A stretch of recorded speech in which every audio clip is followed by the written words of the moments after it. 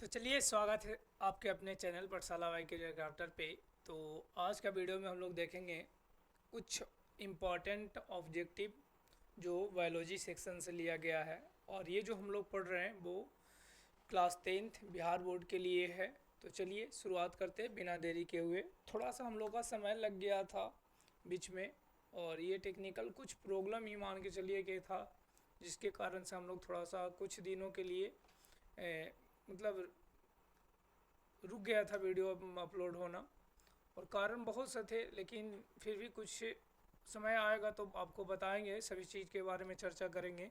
हम लोग यहाँ से एक नया सा सेटअप के रूप में उभर कर लाए हैं, मतलब सब चीज़ सेटल किए हैं, और यहाँ से हम लोग रेगुलर वीडियो अपलोड करेंगे। और ये ऑब्जेक्टिव है तो सभी चीज़ का वीडियो अपलोड होगा, इसमें कोई डाउट वाली बात नहीं है कि हाँ सर ये सब्जेक्ट का होगा या मैथ का नहीं होगा, या जो भी आपके डाउट जा रहे हैं, तो ऐसा नहीं होना चाहिए। और जिस तरह से आपने कुछ समय पहले हम लोगों को सपोर्ट किया था, यदि उसी तरह से इस टाइम यदि करते हैं आप लोग, तो आप लोग के लिए हम लोग भी कुछ अलग सा कुछ करेंगे। और एक चीज़ और बता दें कि आपका एप्लीकेशन भी आ चुका है, तो प्ले स्टोर पे जाएं और प्ले स्टोर पे जाकर सर्च करिएगा कैरियर क्राफ्टर नोट्स, तो वहाँ से आपको प्राप्त हो जाएगी क्या, एप्लीकेशन, है ना। तो एप्लीकेशन वाले जाकर वहाँ से आप आराम से बना, मतलब कि नोट्स, ये ऑब्जेक्टिव टेस्ट दे सकते हैं, क्यूज कर सकते हैं, मतलब बहुत सारे फीचर उसमें लाया गया है। आप जाकर डाउनलोड करिएगा और अपने दोस्तों के पास भी शेयर कीजिए वीडियो को, ठीक है। तो चलिए बिना देरी के हुए चलते हैं क्वेश्चन नंबर 1 पे। क्वेश्चन नंबर 1 कहता है क्या कि ब्रिक की कार्यात्मक इकाई को क्या कहा जाता है। आपको पता होगा, इसमें कोई बड़ा कहने वाली बात नहीं है। और कहा क्या कि जो ब्रिक है, ब्रिक यानी किडनी की बात किया जा रहा है, जिससे आप कहीं देखे होंगे कि जो ब्रिक जो होती है, ब्रिक की सबसे पहले तो यदि हम देखें तो ब्रिक हमारे शरीर में कितने होते हैं, 2 होते हैं। और ये जो दोनों जो होता है वो उधर गुहा के ये साइड में दोनों देहभिति में सटा हुआ रहता है ना। और यही बेचकर हम लोग आईफोन खरीदते हैं। तो याद रखना है क्या कि ये 2 संख्या में होती है। और कहता है क्या कि कार्यात्मक इकाई को क्या कहा जाता है, मतलब कि कार्यात्मक इकाई मतलब इसके जो कार्य जो करता है उसे हम क्या कहते हैं। ब्रिक में जो मेन रूप से, मुख्य रूप से जो कार्य करने वाले जो भाग है या अंग है उसे, या जो कोशिका है उसे हम क्या, किस नाम से जानते हैं। तो चलिए देखा जाए, नेफ्रॉन के नाम से जानते हैं, मेडुला या कॉर्टेक्स या यकृत। तो इसका राइट आंसर जो होगा वो आपको पता होगा कि कौन सा हो जाएगी, नेफ्रॉन हो जाएगा। मेडुला और कॉर्टेक्स जो होता है, एक वाह भित्ति और एक अंतःभित्ति होती है, जो वो ब्रिक का ही भाग होती है, किडनी का। लेकिन यकृत के बारे में यदि आप जानते होगे तो पता होगा आपको क्या कि जो यकृत जो होती है ये मानव शरीर का सबसे बड़ी ग्रंथि होती है, सबसे बड़ी ग्रंथि होती है, बड़ी ग्रंथि होती है, आपको ये पता होगा। और ये भी क्वेश्चन आपको बहुत जगहों पे, बहुत सेटों में ही आपको दिखाई पड़ रहा होगा, जहाँ पे आप क्वेश्चन बैंक ये सब जब डील कर रहे होंगे तो वहाँ पे भी ये आपको दिखाई पड़ता होगा।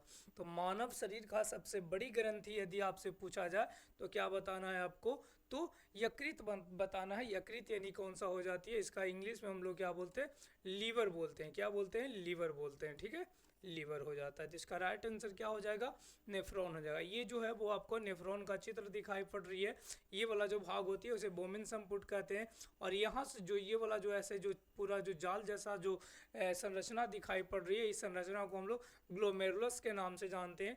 और यही ग्लोमेरुलस जो होती है वो हमारे रक्त को छानने का कार्य करते हैं, मतलब उसमें जो यूरिक एसिड या यूरिया या अमोनिया, ये सब जो भी अपशिष्ट पदार्थ रहते हैं वो रक्त से क्या करता है, छानकर मूत्रवाहिनी के द्वारा मूत्राशय से मूत्र मार्ग के होते हुए हम लोग शरीर से बाहर कर देते हैं, है ना। चलिए ये क्वेश्चन आपको पहला नंबर समझ में आ गया होगा, कोई दिक्कत ना होना चाहिए। दूसरा नंबर क्वेश्चन कहता है, चला जी कि खुला परिसंचरण तंत्र पाया जाता है। आपको पता होगा कि जो परिसंचरण तंत्र जो होता है वो कितने प्रकार के होते हैं, 2 प्रकार के होते हैं। कितने प्रकार के होते हैं, 2 प्रकार का। एक जो होता है बंद वाला परिसंचरण तंत्र होता है और एक जो होता है वो खुला वाला होता है। सर जी बहुत बढ़िया वाला बात है कि खुला वाला किस में पाया जाता है और बंद वाला में। और ये क्वेश्चन आपको पूछी जाती है, बहुत ज़्यादा बार पूछी गई है कि खुला परिसंचरण तंत्र जो है वो किस में पाया जाता है। तो खुला मतलब होता क्या है, जो पहले समझेंगे। खुला का मतलब होता है क्या कि जिसमें जिसमें जिसमें क्या ना होना चाहिए, सीरा और धमनी। सीरा और धमनी, सीरा और धमनी यदि ना हो और डायरेक्टली उसकी पूरी की पूरी कोशिकाएं जो हो वो कहाँ पे डूबा हुआ हो, रक्त के अंदर यदि डूबा हुआ रहता है, रक्त में रहता है, रक्त यानी खून में रहता है, तो समझ जाइएगा क्या, रक्त में डूबा हुआ रहता है, रक्त में डूबा हुआ रहता है, तब आप समझ जाइएगा क्या कि कौन सा है। तो सर जी खुला वाला परिसंचरण तंत्र होती है। जिसमें सीरा और धमनी यदि नहीं पाई जाती है तो समझ जाइएगा क्या कि उसमें कौन सा परिसंचरण तंत्र पाई जाती है, तो आपका खुला परिसंचरण तंत्र पाई जाती है।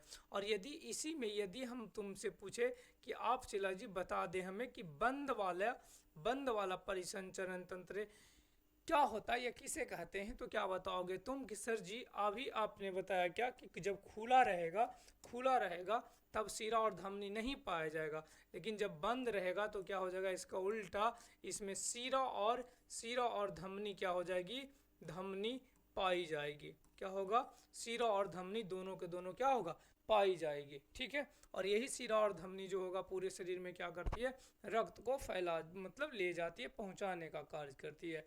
कंप्लीट हो यहाँ तक, कोई दिक्कत ना होना चाहिए। अब एक चीज और इसमें होता है कि अब देख लो जैसा कि ऑप्शन के अनुसार कि मनुष्य में तो सीरा और धमनी पाई जाती है, हमारे शरीर में तो सीरा और धमनी पाई जाती है। वही तो इंजेक्शन आता है डॉक्टर और हमारा नस खोजता है यहाँ पे बांध कर और यहाँ पे नस में डाल देती है। तो जो नस जो हम लोग जो जिसे बोलते हो हमारा सीरा और धमनी होती है ना। तो कहा क्या कि खुला परिसंचरण तंत्र किस में, तो मानव में तो ये आंसर तो होगा नहीं, तो घोड़े में इसमें भी पाई जाती है। कॉकरोच जो होता है चला जी, कॉकरोच इसमें क्या होता है, खुला परिसंचरण तंत्र पाई जाती है। यानी कि कहा जाए तो क्या कि इसमें सीरा और धमनी वाले जो संरचना होते हैं वो नहीं पाए जाते हैं। ठीक हो, कोई दिक्कत नहीं होना चाहिए।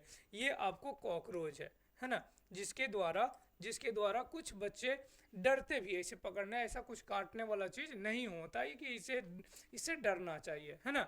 चलिए अगला पॉइंट पे चलते हैं। अगला कहता है चला जी कि इंसुलिन नामक हार्मोन की कमी से कौन सा रोग उत्पन्न होता है। अब जरा सा देख लो कि इंसुलिन नामक हार्मोन, इंसुलिन जो होती है चला जी एक प्रकार का हार्मोन है। अब सबसे पहले ये हमें जानना पड़ेगा कि हार्मोन होता क्या है। तो हार्मोन जो होती है चला जी एक प्रकार के समझिएगा क्या कि रासायनिक पदार्थ होता है। क्या होता है, तो रासायनिक पदार्थ होता है। और वो रासायनिक पदार्थ क्या करती है, हमारे शरीरों को कंट्रोल करने के लिए आती है, मतलब शरीर को समन्वय करने के लिए हमारे अंतःस्रावी ग्रंथि द्वारा स्रावित होती है। ठीक हो, तुमसे पूछेगा कि हार्मोन जो होती है सर जी हार्मोन कहाँ से आती है, तो क्या बताना है, क्या अंतःस्रावी ग्रंथि, अंतःस्रावी ग्रंथि द्वारा, ग्रंथि से, अंतःस्रावी ग्रंथि से ये हमारा क्या होती है, तो हार्मोन स्रावित होती है। अब कहा क्या कि हार्मोन का नाम कौन सा है जो जिसके चलते कौन सा रोग होता है, इंसुलिन की कमी से कौन सा रोग होता है। वो यही पूछ रहा है कि इंसुलिन की कमी हो जाती है, तो इंसुलिन का कमी हो जाने से रक्तचाप पर कोई प्रभाव नहीं पड़ता। इसमें कौन सा रोग होती है, मधुमेह रोग होती है। कौन सा रोग होती है, मधुमेह रोग होती है। कोई दिक्कत, मधुमेह जिसे हम लोग क्या बोलते हैं, चीनिया रोग के नाम से भी जानते हैं, चीनिया।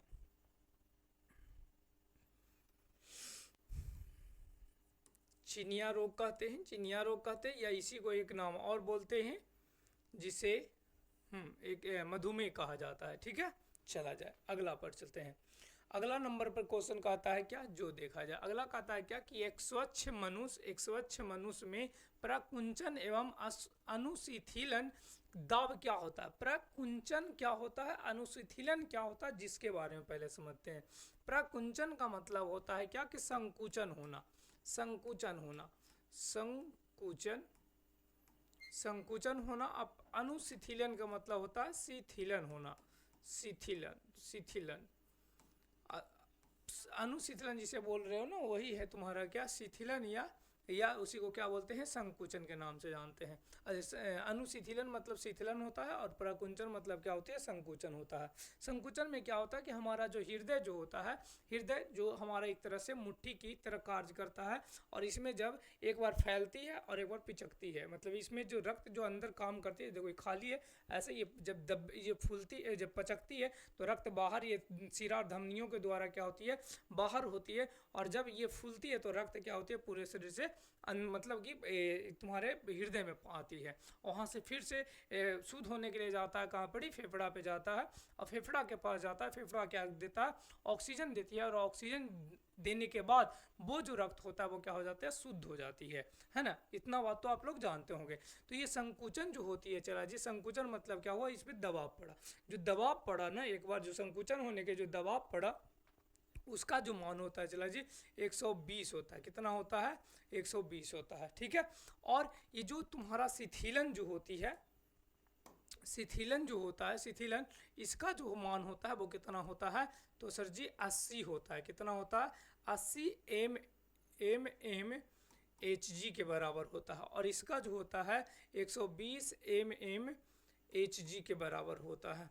तो यहाँ कहा, अब कहा क्या कि दाब दोनों, एक बार संकुचन हुआ और एक बार जो शिथिलन हुआ, ये जो दोनों का यदि अनुपात करते हैं, ये दोनों को मिलाते हैं, तो जो हमारा निकल कर आता है उसे हम लोग क्या कहते हैं, रक्त दाब कहते हैं। क्या बोलते हैं, रक्त दाब। और वही चीज तुमसे पूछना चाह रहा कि मनुष्य में प्राकुंचन तथा अनुशिथिलन या शिथिलन दाब कितना होता है, तो रक्त दाब उसी को कहते हैं। संकुचन सबसे पहले 120 हुआ, और जो तुम्हारा शिथिलन जो हुआ कितना हुआ, 80 हुआ, और दोनों का एच जी के रूप में, एच जी के रूप में मापी जाती है। यानी कि तुमसे यदि कोई क्वेश्चन पूछे कि स्वस्थ मनुष्य का आप रक्तचाप बताएं, तो क्या बताइएगा कि 120/80 mmHg के बराबर होता है। कोई दिक्कत नहीं होनी चाहिए हमें जहाँ तक लगता है। तो इसका जो राइट आंसर जो होगा, चला जी, वो क्या हो जाएगा, तो ए नंबर हो जाएगा। इसे हम लोग बीपी के भी नाम से जानते हैं, बीपी जिसे कहते हो, बीपी या ब्लड प्रेशर के नाम से जानते हो, ठीक है। चलिए अगला नंबर पे चला जाए। अगला नंबर कहता है क्या कि निम्नलिखित में कौन सा यंत्र का उपयोग रक्त दाब मापने में किया जाता है। रक्त दाब को मापने के लिए आपका जो उपयोग जो करने वाला, रक्त दाब जिसे देख याद होगा आप लोगों को कि कभी तबीयत खराब हो जाता है तो आपको, आपके पास नर्स या जो डॉक्टर जो आते हैं वो देखते होंगे, यहाँ पे एक पट्टी जैसा लगा कर तुरंत, हाँ फिगर तो होगा यहाँ पे, देखो ये है ना, ये वाला, ये इसमें जो देखो, इसमें जो पट्टी लगा हुआ है, ये पट्टी हमारे बाह पे मारता है, और यहाँ से ये हवा देता है। हवा देने के फलस्वरूप इस पे ये जो एक पारा दिया हुआ है ना, ये जो पारा दिया हुआ रहता है, और इस पारा में हमको दिखाता है कि 120/80 से ज़्यादा है कि कम है। यदि ज़्यादा रहता है तो बोला जाता है क्या कि तुम्हारा बीपी या ब्लड प्रेशर ज़्यादा हो गया है, और यदि तुम्हें कम रहता तो हम क्या बोलते हैं कि आपका ब्लड प्रेशर कम हुआ। तो यहाँ से वही चीज़ को कहता कि रक्त दाब ब्लड प्रेशर को मापने वाला जो यंत्र जो होती है, जिसे क्या बोलते हैं, स्फेग्नोमैनोमीटर के नाम से जानते हैं। क्या बोलते हैं, स्फेग्नोमैनोमीटर के नाम से जानते हैं। इसका मतलब राइट आंसर जो हो जाएगा, चलो ये तुम्हारा कौन हो जाएगा, तो ए हो जाएगा, ठीक है। बैरोमीटर से वायु दाब को मापी जाती है। आगे चलोगे, अगला नंबर कहता है क्या, ग्लूकोज के एक अणु में ऑक्सीजन के कितने परमाणु होते हैं। अच्छा, सबसे पहले तो आपको ये पता करना होगा कि ग्लूकोज का सूत्र कितना होता है। ग्लूकोज का सूत्र होता क्या है, देखो ग्लूकोज का सूत्र यदि आप देखोगे तो C6H12O6 होता है। लेकिन एक थ्योरी है, चला जी, आपको यहाँ से तो ठीक है कि आप सिंपल सी यहाँ से आप बना लीजिएगा कि चलो ठीक है, ऑक्सीजन के कितने अणु हैं, तो ऑक्सीजन के कितने अणु हमें दिखाई पड़ रहा है, तो सर जी हमें दिखाई पड़ रहा है कि 6 अणु के साथ है है ना, है कि ना है, दिखाई पड़ रहा है हमें। तो यहाँ तो ये जो 6 दिखाई पड़ रही है, लेकिन आप पढ़े होगे 9th क्लास में कि यदि इस तरह से जब तुम्हारे सूत्र रहती है, जब अनुसूत्र जब निकाली जाती है तो इसे अनुपात के रूप में यदि लिखते हैं, तो अनुपात के रूप में जब लिखते हैं तो इसे हम लोग काट भी सकते हैं। तो ये तो कट जाएगा एक मरतबी अनुपात में, ये कट जाएगा 2 और ये हो जाएगा कितना 1 है। तो ये अनुपात भी होगा, लेकिन ऑप्शन में हमारे पास 1 नहीं है, हमारे पास 6 है, इसीलिए हम लोग डायरेक्टली क्या कर लेते हैं, हम 6 आंसर मारेंगे। इसका मतलब राइट आंसर हमारा क्या हो जाएगा, बी हो जाएगा। कोई दिक्कत नहीं होनी चाहिए। अगला नंबर पे चलिए। अगला नंबर क्वेश्चन कहता है कि स्वपोषी पोषण के लिए आवश्यक है। स्वपोषी होता क्या है, जिसके बारे में सबसे पहले जानते हैं।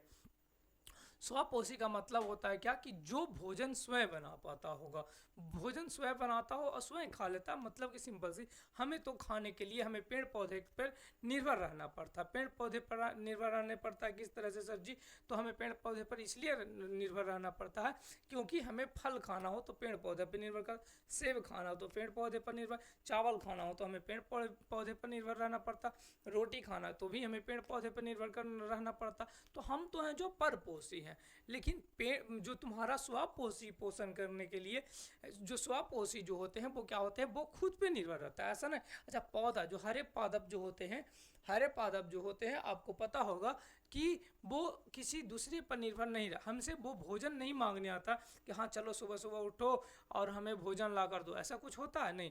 लेकिन हम लोग क्या करते हैं, माँ से वहाँ से आवाज़ देते हैं कि हमें नाश्ता चाहिए, चाय चाहिए, जो भी भोजन चाहिए, माँ ला कर देती है, वो जहाँ से बनाती है किचन से। लेकिन किचन में भी तो किसान लोग लाते हैं, तो मतलब अब वो खेत में जाना पड़ेगा। जब खेत में जाएंगे तो इसका मतलब कि पौधे से लाएंगे हम, तो पौधा एक प्रकार का स्वपोषी हो जाएगा। तो यहाँ से आपको याद रखने वाली बात क्या है कि स्वपोषी पोषण जो होती है वो किस में होती है, हरे पादप में होती है। किस में होती है, हरे पादप में होती है, याद रखना है, हरे पादप में।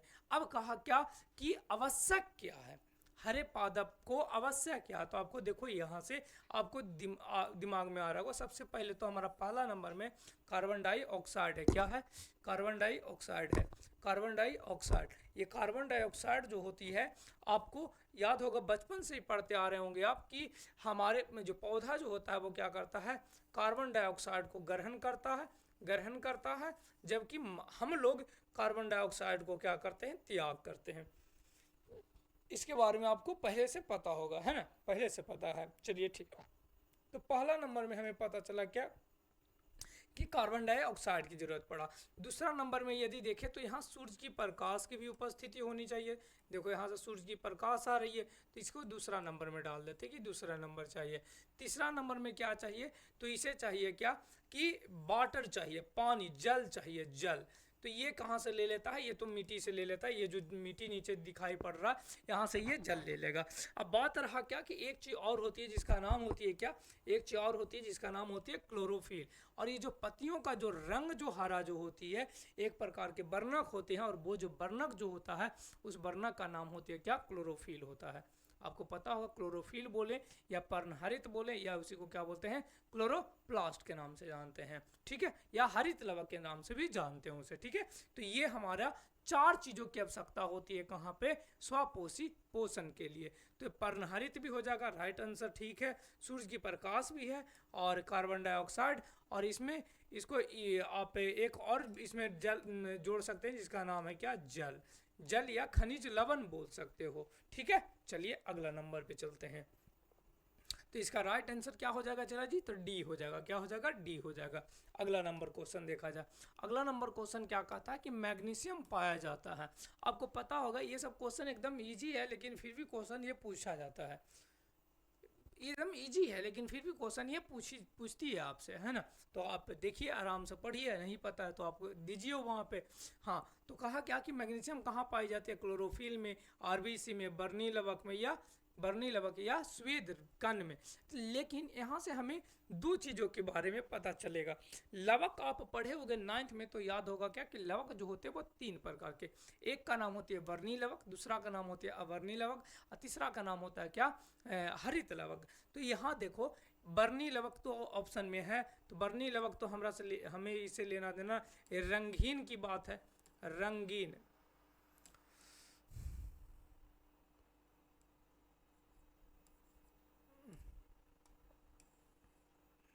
ये रंगीन की बात कर रहा कि जितना रंग बिरंग है, रंग बिरंगी, जितना रंग बिरंगी जितने भी आपको पत्तियां दिखाई पड़ती है वो किसके कारण से होती है, तो बर्नी लवक के कारण से होती है। और क्लोरोफिल जो होता है वो क्या होता है, हरा रंग का होता है। कैसा होता है, इसका रंग हरा रंग का होता है। लाल रक्त कण तो हमारे शरीर में चला है, तो परपोषी वाले जंतु में आ गया है ना, श्वेत रक्त कण ये भी आ गया उसमें। और ये दोनों है जो पादप में पाया जाता है। अब ये दोनों की बात किया जाए तो ये दोनों में आपको याद रखना है क्या, कि जो मैग्नीशियम जो होती है, मैग्नीशियम जो होती है वो कहाँ पाई जाती है, तो क्लोरोफिल में पाई जाती है। कहाँ पे पाई जाती है, क्लोरोफिल में पाई जाती है। 10वां नंबर क्वेश्चन देखा जाए, कहता है क्या शरीर की सबसे बड़ी ग्रंथि कौन सा होता है। लार ग्रंथि होता है क्या, नहीं सर जी। अमाशय होता है, नहीं सर जी। यकृत होता है, थायराइड होता है। आपको अभी हम फर्स्ट क्वेश्चन में इसके बारे में चर्चा किए हैं क्या, कि हमारा जो यकृत जो होता है वो क्या होती है, मानव शरीर का सबसे बड़ी ग्रंथि होती है, जिसे हम लोग क्या बोलते हैं, लीवर के नाम से भी जानते हैं। क्या बोलते हैं, लीवर के भी नाम से जानते हैं। लार ग्रंथि कितने होते हैं, चला जी। लार ग्रंथि आपको पता होगा कि जो लार ग्रंथि जो होते हैं वो 3 होते हैं। कितने होते हैं, 3 होते हैं। आपको पता होगा कि जो लार ग्रंथि जो होते हैं वो कितने होते हैं, 3 होते हैं। कौन कौन होता है सर जी, तो ये जो होती है सब मैंडिबुलर, पैरोटिड और सब लिंगुअल होता है। ये 3 प्रकार के हमारे पास लार ग्रंथियां पाई जाती है, मुख गुहा में पाई जाती है। उसके साथ ही साथ यदि हमें बी नंबर ऑप्शन को यदि हम देखें तो बी नंबर ऑप्शन कहता है अमाशय। और अमाशय जो होता है एक प्रकार का क्या होता है, अमाशय जो होता है हमारे पेट का एक भाग है जहाँ पे जठर ग्रंथियां का निर्माण होती है। क्या होती है, जठर ग्रंथियां का निर्माण होती है। ठीक है, चलिए। थायराइड ग्रंथि, ये वाला थायराइड ग्रंथि है जहाँ से थायरॉक्सिन नामक एक हार्मोन निकलती है, जिसके कारण से, जिसके कमी से क्या होती है, इसके कारण से एक थायरॉक्सिन नामक हार्मोन निकलती है। और इसी की कमी के कारण से क्या होता है, घेघा रोग होता है। क्या होता है, घेघा रोग होता है। क्या होती है, घेघा, या इसी को हम क्या बोलते हैं, गलकंड के नाम से जानते हैं। ठीक हो, चला जाए, आगे चलते हैं। तो इसका जो राइट आंसर जो हो गया वो, हाँ राइट आंसर लगा हुआ है, क्या है, लीवर हो जाएगा, ये यकृत हो जाएगा। अगला नंबर देखा जाए। अच्छा, फिगर था तुम्हारे पास, फिगर में थोड़ा सा दिखा देते हैं। अच्छा, ये जो रेड कलर का जो दिखाई पड़ रहा है, चला जी, ये रेड कलर का यही है जो तुम्हारा क्या है, वो तुम्हारा लीवर है। और यही है जो तुम्हारा क्या करता है, मानव शरीर का सबसे बड़ी ग्रंथि होता है। मानव शरीर का सबसे बड़ी ग्रंथि होता है। ठीक है, चला जाए, आगे देखा जाए। अच्छा, इसका जो वजन जो होता है, चला जी आपको याद रखना है तो रख लीजिएगा, कितना केजी का होता है, 1.5 केजी का होता है। ये वजन इसको देखें तो हमें कितना प्राप्त हुआ, 1.5 केजी का हुआ। ठीक है, चला जाए, अगला नंबर पे चलते हैं। अगला नंबर क्वेश्चन क्या कहता है, जो देखा जाए। अगला कहता है कि निम्न में परजीवी पादप का उदाहरण है। परजीवी मतलब क्या होता है, चला जी, परजीवी पादप जो किसी दूसरे पादप पर रहकर भोजन की यदि कोई प्राप्ति करता है तब हम उसे क्या बोलते हैं, परजीवी के नाम से जानते हैं। इस चीज़ के बारे में आपको पता होगा। स्वपोषी और एक परजीवी होता है। स्वपोषी मतलब जो खुद भोजन बना रहा होगा। अब परजीवी का मतलब हो कि जो किसी दूसरे पादप पर रहकर यदि भोजन की प्राप्ति करता है तब हम उसे क्या बोलते हैं, परजीवी बोलते हैं। और एक पौधा और होती है कीटभक्षी पौधा, लेकिन शायद हमको लगता है कि 10th लेवल में ये क्वेश्चन नहीं पूछा जाता है। जो कीटभक्षी जो होते हैं वो कीट को खाने वाला होता है ना, कीट को खाने वाले पौधे को हम क्या बोलते हैं, कीटभक्षी के नाम से जानते हैं। ठीक है, चला जाए, आगे चलते हैं। हाँ, क्वेश्चन तो तुम्हें पता चल रहा होगा कि परजीवी पादप कौन है। पादप की बात कर रहा है तो क्या तुम्हारा कवक है, नहीं। यदि बैक्टीरिया है, बैक्टीरिया तो एक प्रकार का सूक्ष्म जीव है सर जी, तो ये तो होगा नहीं। कवक है, लेकिन कवक भी एक प्रकार का तुम्हारे सूक्ष्म जीव है। विषाणु भी, तो ये तो होगा नहीं। तो कौन होगा, कसकुट्टा होगा। क्या होगा, कसकुट्टा, जिसे हम लोग यदि इसे देखा जाए तो हम लोग अपनी भाषा में इसे क्या बोलते हैं, अमर बेल के नाम से जानते हैं, अमर लत्ता के नाम से जानते हैं, अमर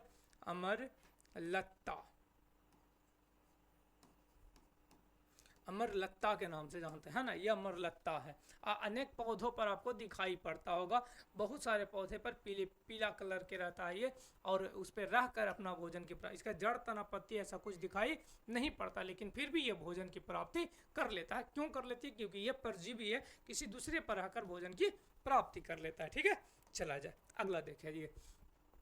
अगला क्वेश्चन कहता है क्या, कि पित्त किस भोज्य पदार्थ का विखंडन करता है। अच्छा, पित्त का निर्माण कहाँ होता है, जिसके बारे में सबसे पहले देखते हैं।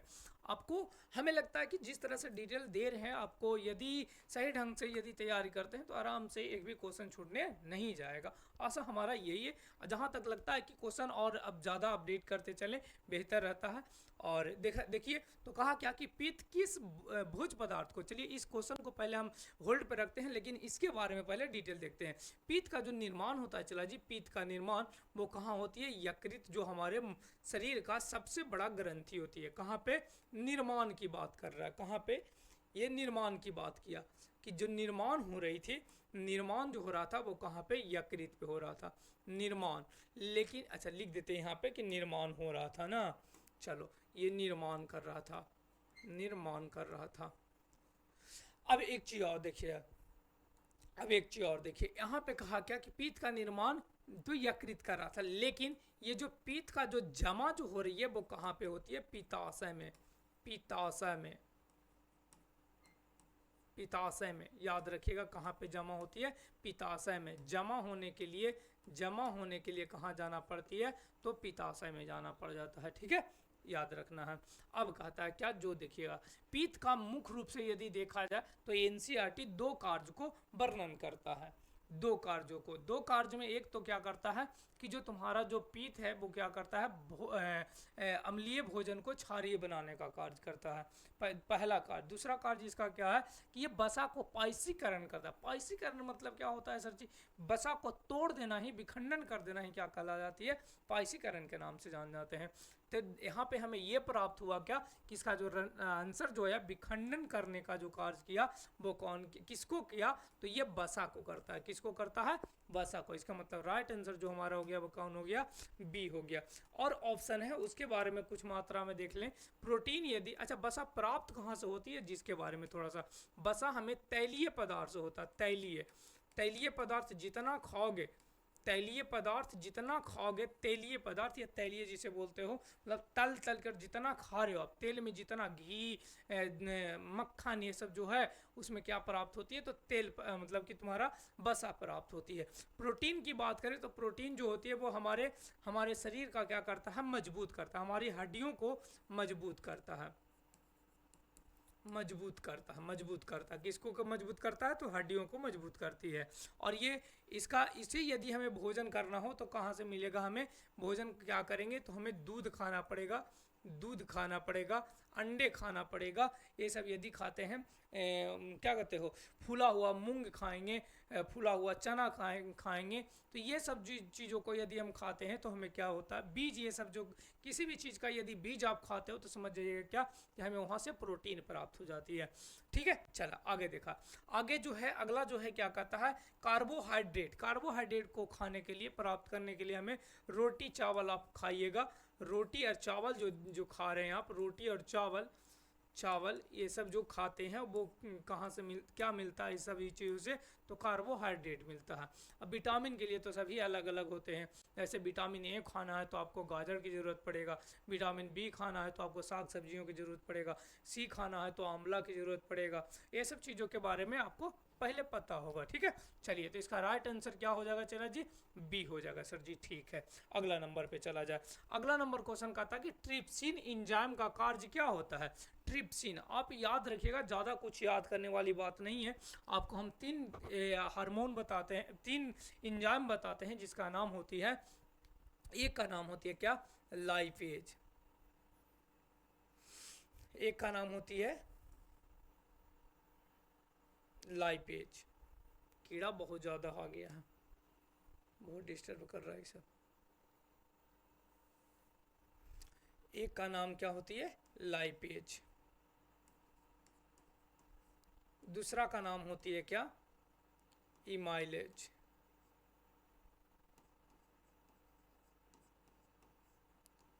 और तीसरा का नाम होती है ट्रिप्सिन। ट्रिप्सिन, ये 3 प्रकार के हार्मोन चला जी आपको सॉरी एंजाइम दिखाई पड़ रहा है, और तीनों के तीनों है जो क्या करता है, हमारे भोज्य पदार्थ को तोड़ने का कार्य करता है, मतलब कि उसे पचाने का कार्य करता है। एक जो होता है वो क्या है, लाइपेज जो होता है वो वसा का पाचन करता है। किसका पाचन करता है, तो वसा का पाचन करता है। किसका पाचन करेगा, वसा का, ये तो आपको याद हो जाना चाहिए, वसा का पाचन करता है। इमाइलेज जो होती है चला जी वो कार्बोहाइड्रेट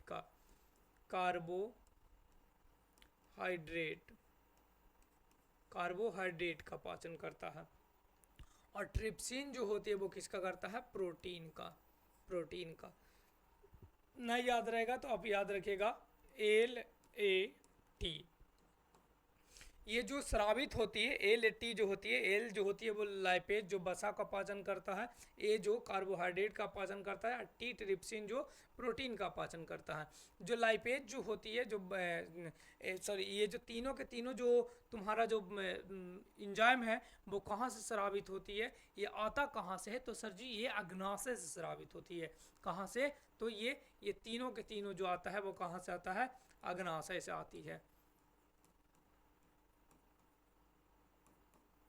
अग्नाशय एक प्रकार का ग्रंथि है, वो कैसा वाला ग्रंथि है सर जी, तो ये ग्रंथि जो होती है, इस ग्रंथि को हम लोग मिश्रित ग्रंथि के नाम से जानते हैं, लेकिन तुलों के हिसाब से 10th के लेवल के हिसाब से यदि देखा जाए तो ये कैसा ग्रंथि है, दोनों तरह का ग्रंथि होती है, इसीलिए हम लोग इसे मिश्रित कहते हैं, लिख देते तुलों का मिश्रित ग्रंथि के नाम से जानते हैं, मिश्रित ग्रंथि। और ये मिश्रित ग्रंथि मतलब क्या होता है सर, ये वाह्य अस्त्रावी और अंतः अस्त्रावी ये दोनों तरह की ग्रंथि होती है। मतलब ये इंजाम बाह्य स्रावी का मतलब होता है जो क्या दे हमें इंजाम प्राप्त करता हो, क्या करता होगा,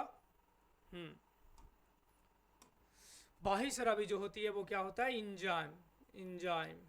इंजाइम देता होगा। और अंतःस्रावी ग्रंथि का मतलब होता है क्या, कि हार्मोन देता होगा, तब हम उस ग्रंथि को ये जो है अग्नाशय जो ग्रंथि होती है वो दोनों तरह की ग्रंथि होती है। मतलब कभी ये अभी इंजाइम स्रावित कर रही है, लेकिन जब आप कुछ आगे चलेगा, जब अंतःस्रावी ग्रंथि की बात पढ़ेंगे तो उस समय ये हार्मोन भी स्रावित करती है, इसीलिए इसे मिश्रित ग्रंथि के नाम से भी जानते हैं। चलिए, तो हमारा आंसर निकल कर आ गया क्या, कि हमारा जो ट्रिप्सिन है वो किसका पाचन कर रहा था, तो प्रोटीन का पाचन कर रहा था। मतलब राइट आंसर क्या हो जाएगा, ए हो जाएगा। ठीक है, चला जाए अगला नंबर क्वेश्चन क्या कहता है कि मनुष्य का आहार नाल में यह एक अवशेषी अंग है। सीकम नहीं जी, कोलन नहीं जी, रेक्टम नहीं जी। सीकम जो होता है चला जी, सीकम इसे हम लोग छोटी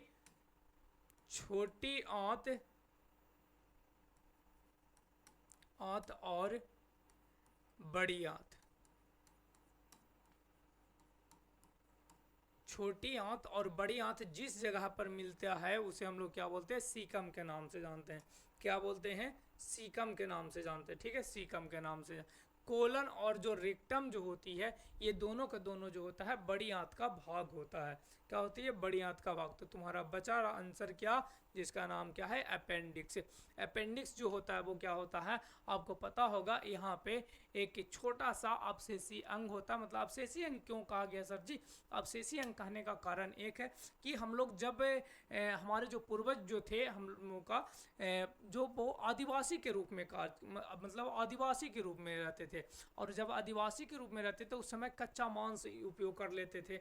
मतलब सभी चीज़ कच्चा का उपयोग कर लेते, पकाने उकाने का ऐसा कुछ बला बात नहीं था। हम लोग है ना कि तलकर मसाला एकदम पूरे डाल उल कर एकदम बनाते हैं, 10 रकम का मसाला डालेंगे उसके बाद में खाते हैं। लेकिन ऐसा पहले वाले जो व्यक्ति हुआ करते थे वो ऐसा नहीं करते थे। उस समय क्या करते थे, शिकार किया, डायरेक्टली भोजन को खा लेते थे वहीं पे, है ना। तो यहाँ से पहले हमारे मतलब शरीर में प्राकृतिक ने एक अंग बनाया था जिसका नाम था अपेंडिक्स। लेकिन पहले काम करता था, पहले इसका उपयोग था, लेकिन अभी हम लोग का शरीर में इसका उपयोग नहीं है। अब जिस अंग का उपयोग पहले था और अब नहीं है, उस अंग को क्या बोलते हैं, अवशेषी अंग कहते हैं। और अपेंडिक्स एक प्रकार का पहले कार्य करता था और अब कार्य नहीं करता। ये एक प्रकार का एंजाइम साबित करता था जिससे कच्चे मांस को मतलब पाचन हो पाती थी, लेकिन अब इसका कोई कार्य नहीं है। आपको दिखाई पड़ रहा होगा फिगर में, ये जो देखो आपको ये वाला दिखा है। और कभी कभी क्या होती है, इस पे घाव का रूप ले लेता है। घाव का रूप ले लेने के कारण से इसकी क्या हो जाती है, मतलब कि इसे ऑपरेशन करके हटाना पड़ जाता है। अब क्यों ऑपरेशन करके हटाना पड़ जाता है, इसके बारे में, ये जो होता है यदि हम लोग सही टाइम पर मतलब कि बाथरूम यूज नहीं करते, बाथरूम नहीं जा पाते हैं, तो जिसके कारण से जो मल जो होता है हमारे शरीर का, वो मल जो क्या होती है उस पे जाकर जम जाता है। और वो जैसे ही जमा उस पे, तो धीरे धीरे धीरे धीरे धीरे धीरे धीरे धीरे क्या हो जाएगी, घाव का रूप ले लेता है। जब वो घाव का रूप ले लेता है तब वहाँ से दर्द देना स्टार्ट होती है, जिसे फिर डॉक्टर द्वारा ऑपरेशन के सहायता से क्या करते हैं, हटाते हैं। ठीक है, चलिए अगला नंबर क्वेश्चन पे। अगला नंबर क्वेश्चन क्या कहता है कि सभी जीव जंतुओं के लिए ऊर्जा का एक अंतिम स्रोत होती है। ये तो आपको भी पता होगा, कौन सा होगा, तो सूर्य होता है। कौन सा होता है, सूर्य। देखो सूर्य भगवान के पास से हमारे पर पृथ्वी में एक कनेक्टर जुड़ा हुआ है। बहुत अच्छा सा एकदम डायग्राम दिखाई पड़ रहा है कि वहाँ से मोबाइल लाए, मोबाइल को सूर्य के पास ले जाकर पलक को घुसा दिए, और एक जो सी टाइप वाला जो पलक है वो कहाँ पर लाकर डाल दिए, ये पृथ्वी पर। और पृथ्वी फिर धीरे धीरे क्या होगा, चार्ज होगा। हाँ, एक ही बोर्ड है जो, जिसका बोर्ड का नाम क्या है, सूर्य है ना, सूरज भगवान। चलिए अगला नंबर क्वेश्चन पे चलते हैं। अगला नंबर क्वेश्चन क्या कहता है कि हाइड्रा में क्या पाया जाता है, मतलब हाइड्रा में क्या पाई जाती है। मस्तिष्क पाया जाता है, नहीं सर जी, मस्तिष्क पाया जाता तो फिर हम लोग से भी तेज हो जाता ना, ऐसा कुछ नहीं है, मस्तिष्क नहीं पाई जाती है। जब मस्तिष्क ना पाया जाता तो तंत्रिका तंत्र भी नहीं पाया जाएगा, ऐसा नहीं, मुख भी नहीं पाई जाती है, तो पाया जाता है क्या, स्पर्शक। स्पर्शक का मतलब क्या होता है कि ये स्पर्श करके ये मतलब पता कर पाती है, स्पर्श कर कर पता करती है। साथ ही साथ ये स्पर्शक का इसका जो कार्य जो होती है वो शिकार करना होता है। क्या होता है, शिकार करना, शिकार करना। साथ ही साथ ये अपने शिकारों से बचना, मतलब क्या कर सकते हो कि अपने शरीर को सुरक्षा देना, सुरक्षा देना, सुरक्षा देना, शरीर को सुरक्षा भी देने का कार्य करता है, क्योंकि ये अपने मतलब कि कह सकते हो कि मतलब जो इसे पकड़ने आएगा या मारने आएगा, ये खाने आएगा, उसे ये क्या कर लेता है, बचाव कर लेता है। चलिए, और अच्छा एक चीज़ और याद रखिएगा, क्या आप हाइड्रा से आया है तो क्वेश्चन, तो कि हाइड्रा जो होती है, हाइड्रा में एक प्रकार का जनन होती है, जिसका नाम होती है क्या, मुकुलन। क्या नाम होती है, मुकुलन। तुमसे कभी कभी क्वेश्चन पूछती है कि हाइड्रा में कौन सा विधि द्वारा जनन होती है, तो क्या रखना है याद, मुकुलन। कौन सा विधि, मुकुलन। अच्छा, ये जो मुकुलन विधि है चला जी, ये किसका विधि है, तो मुकुलन जो है एक प्रकार का अलैंगिक जनन का, अलैंगिक जनन का विधि है। किसका विधि है, अलैंगिक जनन का विधि है। चलिए अगला नंबर पे चलते हैं। अगला नंबर क्वेश्चन कहता है क्या कि पौधे और पशुओं की कोशिकाओं का वैज्ञानिक अध्ययन क्या कहलाती है, अनुवांशिकी कहलाता नहीं है। अनुवांशिकी में क्या होता है कि उसके जेनेटिक गुण के बारे में पता किया जाता है, उसके जीन में क्या अंतर है, उसके पिता के पास को मतलब कोई रोग था या है, उसके बारे में पता का मतलब उसके पिता और माता से जो गुण ट्रांसफ़र हो रही है, उस सभी चीज़ों के अध्ययन करना अनुवांशिकता कहलाती है। कोष का विज्ञान हो जाएगा, ये तो हो सकता है, लेकिन उत्तक विज्ञान ये तो नहीं होगा। उत्तक विज्ञान तो उत्तक का अध्ययन वाला हो जाएगा, इसको क्या बोलते हैं, साइटोजेनेटिक्स नहीं होगा। तो तुम्हारा कौन सा हो जाएगा, कोशिका विज्ञान हो जाएगा। क्या हो जाएगा, कोशिका विज्ञान। अच्छा एक सेकंड रुक जाइए, जैसा पौधे तथा पशुओं की कोशिकाओं का वैज्ञानिक अध्ययन क्या कहलाती है, तो इसका राइट आंसर जो हो जाना चाहिए साइटोजेनेटिक। ये तो जेनेटिक के बारे में, जीन के बारे में अध्ययन, कोशिका विज्ञान हो जाएगा। राइट आंसर क्या हो जाएगा, बी हो जाएगा। ठीक है, चलिए अगला नंबर क्वेश्चन देख लेते हैं। अगला नंबर क्वेश्चन कहता है क्या कि भोजन का पचना किस प्रकार की अभिक्रिया। ये सब क्वेश्चन तो एकदम आपको मुंह पर इसका आंसर होना चाहिए। कौन सा है, उपचयन अभिक्रिया। कैसा अभिक्रिया है, तो उपचयन अभिक्रिया होती है। चला जाए अगला नंबर क्वेश्चन देखते हैं। अगला क्वेश्चन कहता है क्या, श्वसन के अध्ययन के लिए उपयोग किए जाने वाले बीज बोते हैं। कैसा बीज करते हैं? तो इसमें अंकुरित बीज का उपयोग करते हैं। किसका, कौन सा बीज का उपयोग करते हैं? तो अंकुरित बीज का उपयोग करते हैं। एक क्वेश्चन और है जिसका नाम है हीमोग्लोबिन की कमी से क्या होता है? हीमोग्लोबिन की कमी से क्या होता है? तो एनीमिया होता है, मधुमेह होता है, पीलिया होता है या डायरिया। डायरिया जो होता है, जो आपको पता होगा, दांत में होता होगा। पीलिया जो होता है पूरे शरीर में क्या हो जाता है? पीला पीला हो जाता है, मतलब आपका शरीर ही होता है जो क्या होती है? पीला हो जाता है। उसमें क्या होता है? शायद मूत्र की जो पीला रंग जो होता है, यूरोक्रोम जो होता है, वो उसकी मात्रा क्या हो जाती है? हमारे शरीर में थोड़ी सी क्या हो जाती है? बढ़ जाती है। और मधुमेह अभी बताया कि इंसुलिन की कमी से हो रहा था, तो कमी आया कौन? आंसर तो छट के बाहर चला आया, जिसका नाम है क्या?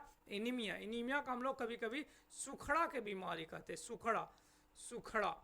सुखड़ा का बीमारी कहते हैं, मतलब उसे सुखड़ा धर लिया। कभी कभी देखे होंगे मम्मी ऐसा बोलते होंगे कि खाना कितनो खाई तेकरा सुखड़ा धैले जा रहे है ना।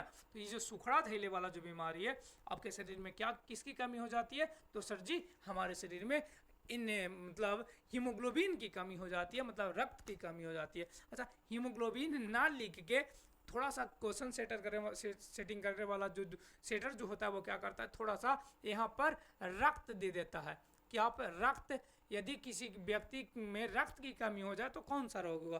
तो आपको रक्त कहे चाहे तो हीमोग्लोबिन कहे, दोनों को दोनों याद रखिएगा क्या, कि ये एनीमिया रोग होती है। अच्छा, हीमोग्लोबिन जो है एक प्रकार का वर्णक होती है, और रक्त तो आपको पता होगा कि एक प्रकार का तरल संयोजी उत्तक होता है। इस चीज को याद रखिएगा। यहाँ पर क्वेश्चन पूछती है कि रक्त क्या है? तो रक्त क्या है? कोशिका है, तुम्हारे पास उत्तक है, या कोई तरल पदार्थ है, या इनमें से सभी है? तो क्या हो जाएगा? राइट आंसर इसका उत्तक हो जाएगा। क्या हो जाएगा? उत्तक। वही तरल संयोजी उत्तक होते हैं। पूरे शरीर को जोड़कर रखने वाले पदार्थ को हम लोग संयोजी उत्तक के नाम से जानते हैं। और ये जो होता है हमारे पूरे शरीर को जोड़कर रखता है, और जोड़ने का साथ ही साथ ये तरल अवस्था में होती है, इसलिए हम कहते हैं कि यह एक प्रकार का तरल संयोजी उत्तक होती है। और जो रक्त का जो, यदि आप पीएच मान याद है आपका, तो समझिए आपका बायोलॉजी अधूरा है। इसका कितना पीएच मान होती है? तो 7.4 होती है। क्या होती है? 7.4 होती है। एक चीज और याद रखेगा, हीमोग्लोबिन जो होती है, चला जी, हीमोग्लोबिन को HB द्वारा सूचित करते हैं। और हीमोग्लोबिन के एक अणु जो होता है ऑक्सीजन के कितना अणु? 4 अणु को बांध कर ले जाता है। याद रखिएगा इसको भी आया एकदम, कि किसी भी लाश को, मतलब किसका लाश को? हीमोग्लोबिन के लाश को उठाने के लिए कितने ऑक्सीजन की जरूरत पड़ेगा? तो सर जी 4 ऑक्सीजन की जरूरत पड़ेगी, है ना। तो यहाँ से आप इस बात को भी याद रखिएगा। चलिए आगे देखिएगा। आगे हाँ, एक क्वेश्चन और है तुम्हारे पास कि रुधिर का कौन सा अवयव रक्त स्त्राव को, मतलब रक्त का जो स्त्रवन हो जाती है उसे रोकने का जब हमारे शरीर में कट लग जाती है, या मतलब मान लिया जाए कि हमारे शरीर में कहीं पे चोट लग गया, घाव हो गया, उसके कारण से रक्त निकल रहा है, गिर रहा है, बह रहा है, तो उस कंडीशन में उसे रोकने का जो कार्य करती है, रक्त में उपस्थित कौन अवयव है जो रक्त को रोकता है, मतलब खून को रोक देता है कि अब इसके आगे नहीं जाना, मतलब अब इससे ज़्यादा नहीं तुमको बहना है। तो उसे रोकने में मदद जो करता है, लसिका करती है? नहीं सर जी।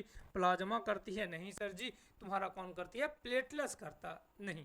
कौन सा करता है? प्लाज्मा ही करता है। कौन करता है? प्लाज्मा करता है। प्लेटलेट्स नहीं होगा, लसिका नहीं होगा, और इनमें से कोई नहीं। तो ये तुम्हारा आंसर क्या हो जाएगा? बी हो जाएगा, प्लाज्मा हो जाएगा। ठीक है, चलिए अगला नंबर क्वेश्चन यदि देखा जाए, अगला नंबर कहानी खत्म है। ये था आपका क्या? 20 ऑब्जेक्टिव। आपको ये बायोलॉजी सेक्शन से लिया गया था, और अगला जो होगा केमिस्ट्री हो जाए या फिजिक्स हो जाए, जो भी है, या मैं मतलब इसी तरह से हम लोग देखते चलेंगे धीरे धीरे, जिस तरह से तैयार होते जाएगा। अब कल वाला में हो सकता है, हमें लगता है कि यह तो फिजिक्स होगा, चाहे तो केमिस्ट्री होना चाहिए। तो इस तरह से हम लोग आगे की ओर बढ़ेंगे। और आप लोग का एक थोड़ा सा कुछ चाहिए, नहीं एक गुरुदक्षिणा के रूप में आपको चाहिए क्या, कि अपने दोस्तों के पास वीडियो को शेयर करते रहें, और थोड़ा सा सपोर्ट चाहिए, क्योंकि थोड़ा सा हम लोग को पीछे से भी कोई पैर खींचने वाला, बहुत सारे आते जाते हैं, ऐसा कुछ बड़ा बात नहीं है। लेकिन जहाँ तक पहुँचे हैं तो सब हम लोग अपना दम पे पहुँचे हैं, तो इसके लिए आप लोग का थोड़ा सा सपोर्ट चाहिए। यदि आप लोग सपोर्ट करते हैं तो आशा करते हैं कि कुछ दिनों में हम लोग भी आप लोग के सामने बहुत ज़्यादा कंटेंट, बहुत सारे कुछ बहुत चीज़ों के साथ उतरेंगे। और अभी फ़िलहाल के लिए एक चीज़ और फिर से बता देता हूँ क्या, कि एप्लीकेशन आ चुका है प्ले स्टोर पे, वहाँ पे जाकर एप्लीकेशन को भी डाउनलोड आप कर सकते हो। वहाँ पे नोट्स मिल जाएगी आपको, क्यूज मिल जाएगा, आप वहाँ से क्वेश्चन के रूप, मतलब क्वेश्चन बाय क्वेश्चन के रूप में आपको क्वेश्चन आंसर के रूप में दिखाई पड़ जाएगी। उसमें एक स्पेशल फीचर भी है प्रीमियर का, वहाँ से आप मंथली यदि आपको चाहिए कि उससे भी इम्पोर्टेंट हमें चाहिए एकदम प्योर की खुल्लम, मतलब उस पर ऐड ना दिखे या इस तरह से बहुत सारी चीज़, उस पर आप जाइएगा तो आपको बहुत बेहतरीन लगेगा, बहुत अच्छा लगेगा वहाँ से तैयारी करने में। तो चलिए फिर मिलते हैं। हाँ, आपको एक चीज़ ध्यान रखना है केवल कि अपने दोस्तों के पास शेयर तो करना, उसे चैनल को सब्सक्राइब भी करा दीजिए थोड़ा सा, कि अगला बार मतलब जैसे हम लोग क्लास करने आए तो नोटिफिकेशन आराम से मिल जाए। तो चलिए फिर मिलते हैं नेक्स्ट वीडियो में, तब तक के लिए जय हिंद, थैंक फॉर वॉचिंग।